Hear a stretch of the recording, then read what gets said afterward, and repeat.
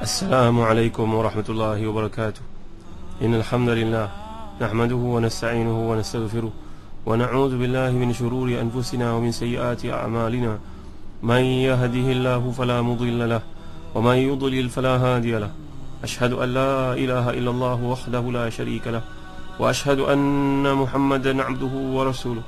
يا أيها الذين آمنوا اتقوا الله حق تقاته ولا تموتن إلا وأنتم مسلمون.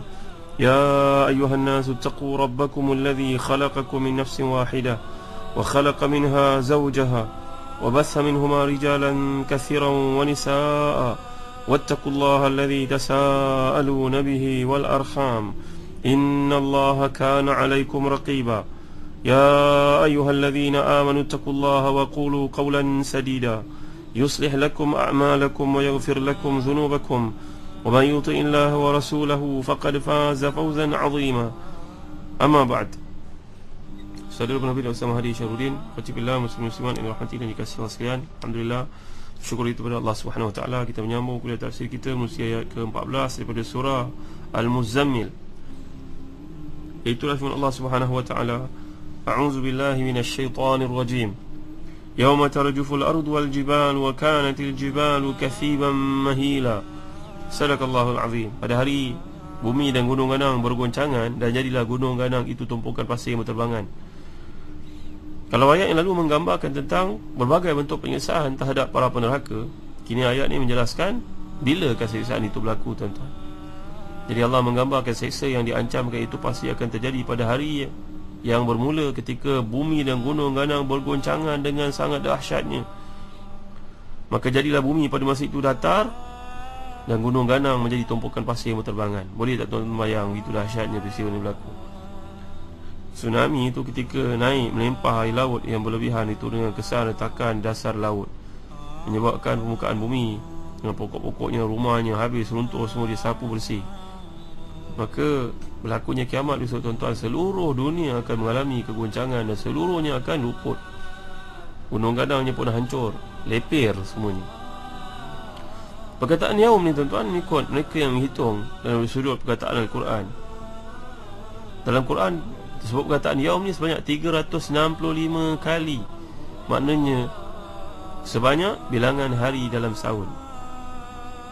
Jadi kalau perkataan yaum ni kita terjemahkan dalam bahasa Arab, kita lihatlah kamus, tentu kamus Al-Farid, kamus Al-Aziz, kita tengok perkataan yaum ni merujuk pada hari. Terjemahan ni boleh juga diterima, tapi perlu diingatkan bahawa perkataan tersebut tidaklah selalunya digunakan dalam Quran yang bererti merujuk kepada waktu yang dibataskan dengan 24 jam tu. Yaum juga digunakan dalam Quran merujuk kepada sesaat, sedetik ataupun waktu yang panjang. Bahkan kita semua sedia maklum, mendekati kiamat nanti tiba-tiba berlaku hari yang begitu panjang. Jadi tuan-tuan yang dimuliakan Allah sekalian, jadi hari bergoncangnya bumi dan gunung ganang, kita pun tidak tahu bilakah waktu tepat berlakunya. Tapi Allah gambarkan secara jelas di sini bahawa hari tersebut, hari kiamat ni akan berlaku kegoncangan. Pada hari tersebut robohlah semua bukit bukau, gunung ganang menjadi lepir macam tumpukan pasir sahaja untuk manusia dibangkitkan. Kita sebenarnya tak dapat nak memahami yaum ni, tuan-tuan, dengan makna 1000 tahun pula, seperti yang pernah dihuraikan dalam surah Al-Hajj yang lalu. Dulu kita pernah tafsirkan surah Al-Hajj. Inna yawman 'inda rabbika ka'alfi sanatin mimma ta'udun. Sungguhnya satu hari di sisi Tuhanmu macam 1000 tahun mengikut perhitungan kamu. Kerana perhitungan manusia tentang waktu berbeza satu dengan yang lain, berbeza lamanya dari satu ukuran kepada yang lain. Kasiba ni disebut bahasa Arab merujuk pada tumpukan pasir, sedangkan mahila berarti runtuh. Jadi gunung ketika itu digambarkan bagai tumpukan pasir runtuh. Perlulah diperhatikan bahawa gunung tidak lagi berupa tumpukan batu-batu yang kukuh, tapi dia telah berubah menjadi tumpukan pasir lembut, lunyai, runtuh, senang untuk runtuh. Jadi gambaran tentang gunung yang diberikan dalam ayat ini pada hakikatnya salah satu daripada proses kehancuran yang pernah kita bincangkan dahulu, tuan-tuan, surah Al-Qari'ah. Wa takunul jibalu kal ihnil manfush. Wa takunul jibalu kal ihnil manfush. Dan jadilah gunung ganang seperti bulu yang dihambur-hamburkan, dicerai-ceraikan. sehingga pada akhirnya lokasi tempat gunung itu menjadi datar sama sekali. Semuanya telah pun terburai, hancur, luput, pecah, punah. Inilah gambaran kiamat, tuan-tuan ini. Kemudian datang ayat ke-15. A'udzubillahi minasyaitanir rajim. Inna arsalna ilaikum rasulan syahidan 'alaikum kama arsalna ila fir'auna rasula fa'asa fir'aunu rasula fa'akhaznahu akhzan wabila. Baca Quran ni tuan-tuan haruslah mengikuti hukum wakaf dan memulakan dengan betul, wakaf ibtidak dengan betul. Rujuklah Quran wakaf ibtidak yang telah pun disempurnakan oleh Syekh Tan Sri Dato' Hasan Azhari bersama dengan puteranya Syekh Dr. Abdul Rauf bin Hasan Azhari. Baik untuk membantu kita agar tidak terjerumus dalam kesilapan membaca Quran dengan pemerhentian dan permulaan yang salah dalam baca ayat Quran ni. Jadi maksud ayat ini, sebenarnya kami telah mengutuskan kepada kamu seorang rasul menjadi saksi atas kamu sebagaimana kami telah mengutuskan kepada Fir'aun seorang rasul. Lalu Fir'aun mendurhakai rasul itu, maka kami telah menyeksanya dengan seksa yang pedih. Kalau ayat yang lalu menghuraikan tentang seksa ukhrawi, kini melalui ayat yang sedang kita bincangkan, manusia diingatkan bukan seksa ukhrawi saja tahu.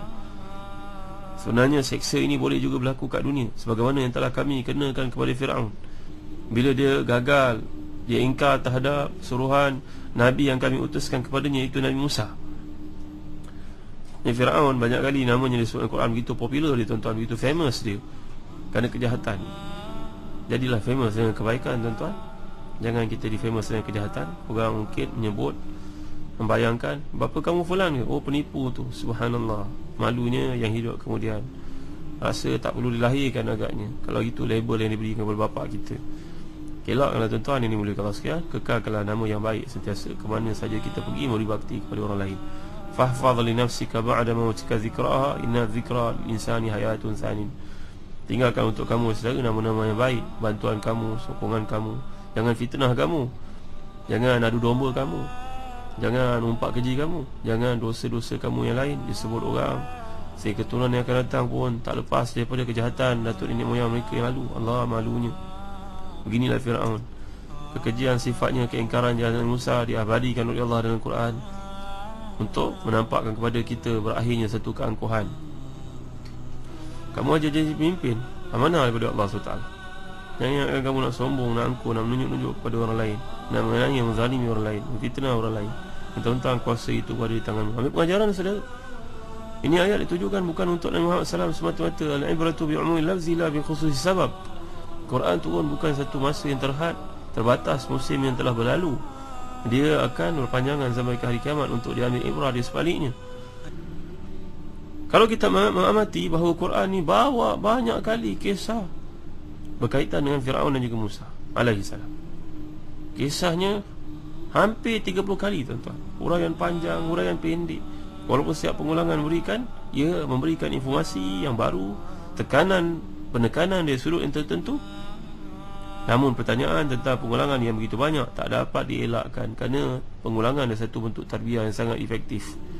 Kita sebut pada anak kita, nak bangun pagi, nak bangun awal, nak bangun dah masuk subuh. Tiap-tiap waktu kita pesan. Kenapa tak sekali saja? Menunjukkan bahawa dengan pengulangan ada nilai tarbiyah. Begitu juga Quran. Dan sebab Syekhul Islam Ibn Taymiyah berkata bahawa pengulangan tersebut disebabkan kerana Fir'aun adalah seorang tokoh pembangkang nombor satu. Dia dijadikan oleh Quran sebagai lambang puncak pangkangan manusia kepada Allah SWT. Manifestasinya antara lain, nampak dari penyataannya bahawa Fir'aun ini sesatunya Tuhan Bani Israel. Jadi dalam hal ini tuan-tuan, Quran nak menyatakan jika seorang seperti beliau ini pun dibinasakan oleh Allah SWT, walaupun pada detik-detik akhir hayatnya mengakui keesaan Allah. Kalau kita baca surah Yunus, jika yang seperti dia pun dibinasakan, apalagi penguasa dan pembangkang kecil yang ingkar pada Allah yang lain, yang nak tunjuk something. Fir'aun yang pernah berkuasa dengan kekayaan yang melimpah ruah, bahkan sampai hari ini boleh kajinya teknologi zaman Fir'aun, bina piramid tak selesai, nak ceritakan bagaimana hebatnya pencapaian pada waktu itu, pun dibinasakan oleh Allah SWT. Maka yang lain yang tak ada memiliki kekuatan seperti, jangan sombonglah. Fir'aun itu pun telah ditenyai oleh Allah SWT dan habis ceritanya. Kamu nak lawan dengan Allah ke, wahai Quraisy, wahai orang yang selepas Nabi Muhammad SAW? umat Nabi Muhammad SAW, kamu masih nak ingkar. Jadi di sini Allah mengingatkan umat manusia keseluruhannya bahawa sungguhnya kami telah mengutuskan kepada kamu seorang Rasul. Jangan bangkang, jangan ingkar, jangan dustakan. Kerana kalau kamu membangkang, maka kami akan kenakan tindakan yang sama terhadap tindakan kami kepada Fir'aun dan pengikut-pengikutnya. Perkataan syahidah diambil dari perkataan syahidah. Antara lain maksud menyaksikan, sama ada dengan pandangan mata ataupun dengan pandangan hati. Jadi penyaksian Nabi Muhammad SAW yang dimaksudkan di sini antara lain ditunjukkan oleh firman Allah SWT dalam surah An-Nisa, فَكَيْفَ إِذَا جِئْنَا مِنْ كُلِّ أُمَّةٍ بِشَهِيدٍ وَجِئْنَا بِكَ عَلَى هَؤُلَاءِ شَهِيدًا. Bagaimanakah halnya wahai para penerhaka nanti bila kami hadirkan seorang saksi daripada tiap-tiap umat, dan kami hadirkan pula wahai Muhammad, kamu ni sebagai saksi ke atas semua mereka. Jadi syahid maknanya menyaksikan, tuan-tuan, sama ada dengan penyaksian mata atau penyaksian hati, pengetahuan. Pada akhirat besok Nabi Muhammad SAW akan menjadi penyaksi yang akan memberikan persaksian terhadap putusan Nabi-Nabi sebelum daripada baginda SAW. Padahal Nabi tidak melihat umat tersebut, hidupnya pun pada zaman yang berbeza. Jadi maknanya penyaksian ini maksudkan dalam Al-Quran merujuk kepada penyaksian mata ataupun penyaksian pengetahuan yang bersifat pengetahuan. Jadi Fir'aun ini ataupun Pharaoh dalam bahasa Inggerisnya P-H-A-R-A-O-H, Pharaoh dipanggil, merupakan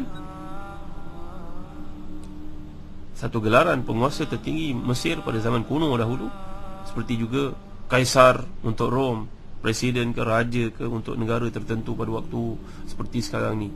Jadi perkataan ni tunjukkan direct kepada pemimpin politik supaya faham, jangan kamu ingkar, nanti kamu ambil risiko dikenakan hukuman seperti yang Allah kenakan hukuman pada pemimpin politik yang kejam ini, namanya Fir'aun.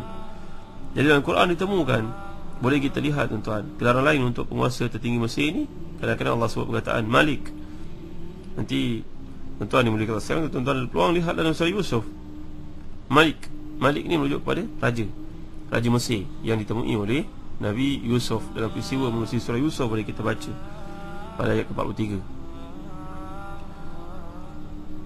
Apakah ketika gelaran tertinggi di Mesir ni seorang raja, ketika Nabi Yusuf ada kat sana?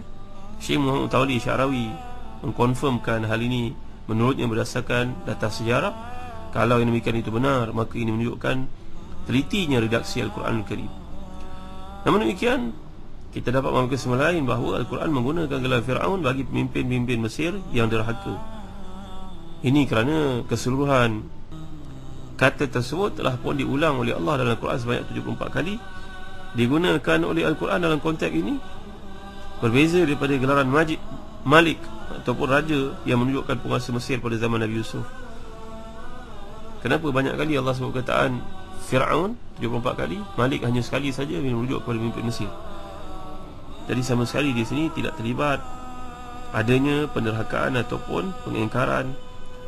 Bahkan sebaliknya, sifat mesyuarat dan keadilan yang telah pun dilakukan oleh penguasa pada zaman Nabi Yusuf itu sehinggalah membawa Nabi Yusuf menjadi orang yang dekat dengannya. Jadi Fir'aun merupakan bandingan kepada pemimpin yang kejam, berbeza daripada Malik pada zaman Nabi Yusuf, merupakan seorang raja yang kerap mendampingi rakyatnya, mendekati, mengetahui kesusahan hidup, jerit perihnya, dan minta pandangan daripada mereka dan setiap perkara dan percukaian yang nak dikenakan. Inilah beza di antara Fir'aun dan juga Malik, walaupun kedua-duanya merupakan orang yang pernah berkuasa di Mesir dalam ayat yang berbeza-beza.